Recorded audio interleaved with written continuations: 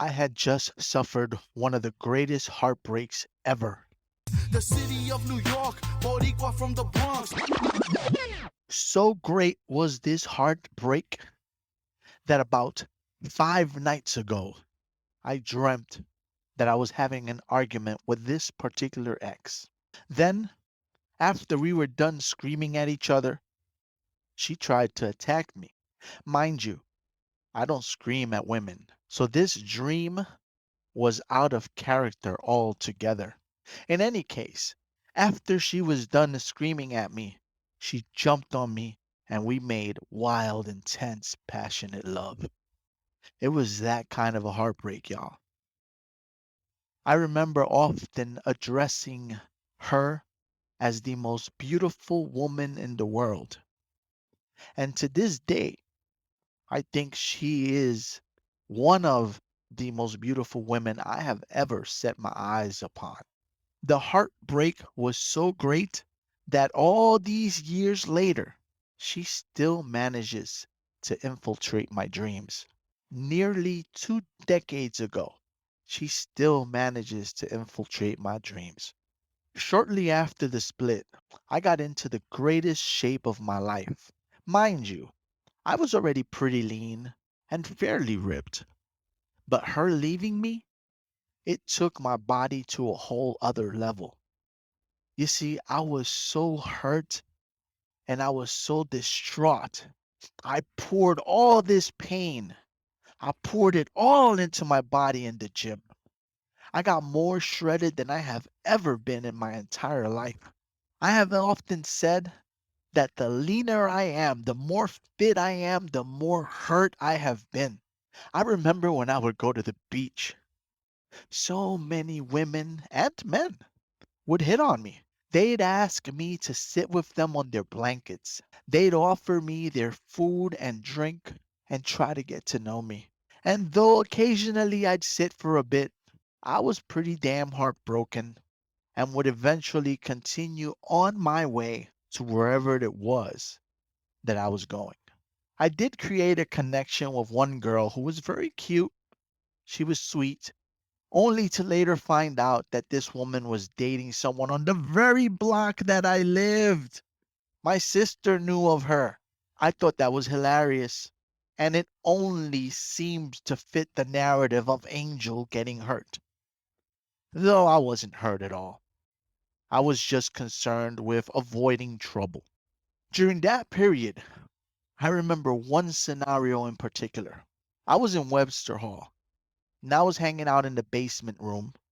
It was like the hip hop and reggae room where we all went down and partied. There were so many beautiful women all around me.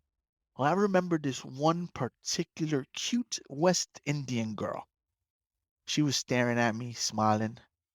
I weakly smiled back at her, and I stayed where I was, wallflower, holding up the wall. And that's when the song Just in Case by Jaheim came on, and I just lost it. I quietly, silently started to shed tears in my little corner where I held up the wall. Privately, or so I thought. I figured that no one would notice since it was dark and it was crowded and everybody was just having a grand old time. Who would notice this loser crying over there, quietly holding up the wall? But I was wrong. That pretty West Indian girl, she noticed the change in my demeanor. She saw the darkness come over me. Sweet girl she was, she came over and she asked me, "Hey, what's wrong?" Now, being the sentimental fool that I am, rather than noticing what was actually happening here, I told her that my heart had just been broken by the most beautiful woman in the world. And this song, Just in Case, it reminded me of her because it was playing one of those last times that me and her made love, ironically. This beautiful West Indian woman who was so clearly interested in the Adonis that was me. She appeared to get kind of dark and sad herself now, and I could see her looking at me with pity in her eyes, confusion as to why I'd be standing in a place like Webster Hall, crying over some woman who didn't love me, when there are so many beautiful women around, herself among them. I can't blame her. I mean, look at where I was at. Look who I was talking to. Look around. Look at everything that was going on. I was in a nightclub in New York City. And there I was crying like this pathetic fucking loser over this woman who didn't love me.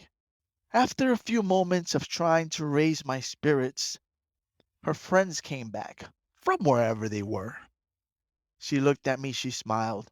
She came in and gave me a gentle kiss on my lips. She wished me luck, and then she said goodbye. She walked away. Her kiss was soft. It was gentle and it moved me. This beautiful, sweet woman. I still remember you. You know, it would only make sense that I mourn this lost love at the very place where I met her. It was her birthday.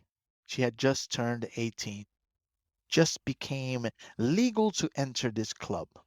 I was pretty young myself, young, innocent, ignorant, impressionable, and clearly foolishly to fall in love. Interestingly, I had only made that connection as I wrote this story. It was only then that I remembered that I was mourning her where I met her.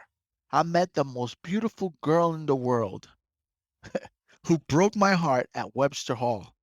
And there I was once again at Webster Hall crying for her. How ironic is that? Usually, the memory of that night comes forth whenever I hear that song, just in case.